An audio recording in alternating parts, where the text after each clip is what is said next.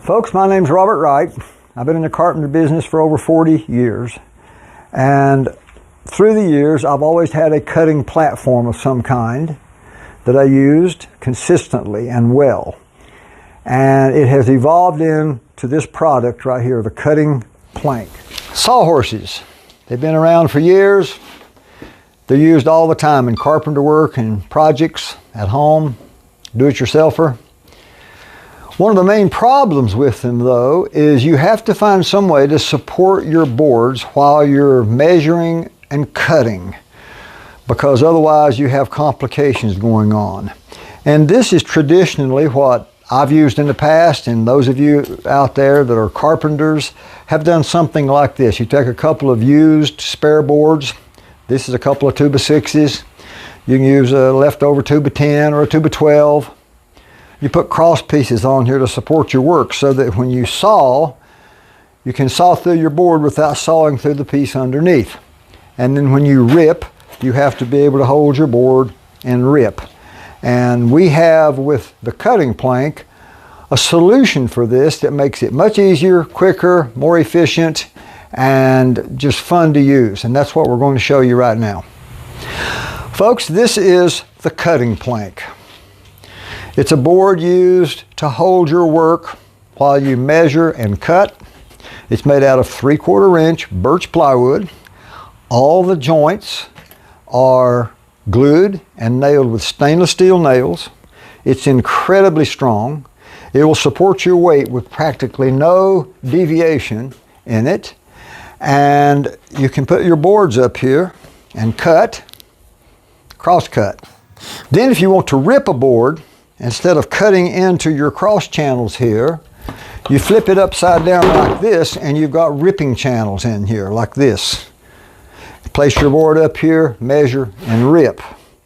If your board's having a tendency to slide on you, you flip up this stop, scoot your board against it, and make your rip cut.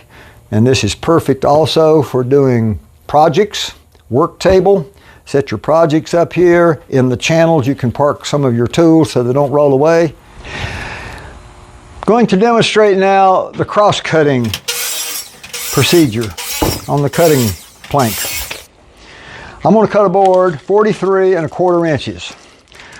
Put the tape measure out here, pull out the square. I'm going to mark it right there, 43¼ .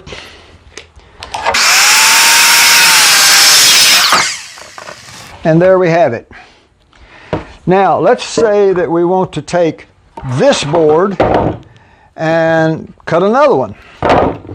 And that here again, we're going to go 43¼ . Just like that.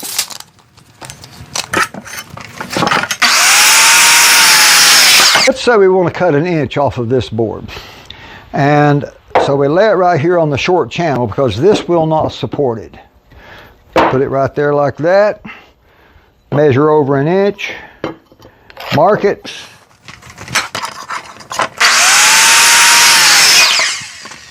And there it is. Now to rip a board, we have the ripping channels on the back. We flip this over like this, and this board's approximately 7 inches wide. We're going to rip it down to 4½. 4½ marks out right here like this. Make sure that our mark is lined up over a channel. Flip up the stop. Come down against the stop. And there we have it, folks. It makes it really, really easy to do rips. And flip that back down out of the way. Got more cross cuts to do. Turn it over. It's that fast and easy. You know what to expect. It's there for you. It's very easy to carry around. The cutting plank, it gives you efficiency. It gives you consistency. You know what to expect every time you cut a board. It's perfectly level, perfectly flat. Will not bow. Lots of times if you have something makeshift up here or no cutting platform at all, and you cross cut a board, sometimes it will pinch your saw, cause kickback, all kinds of situations you run into like that. And this is where it makes it much safer and easier to use. These are $149, free shipping anywhere in the continental United States.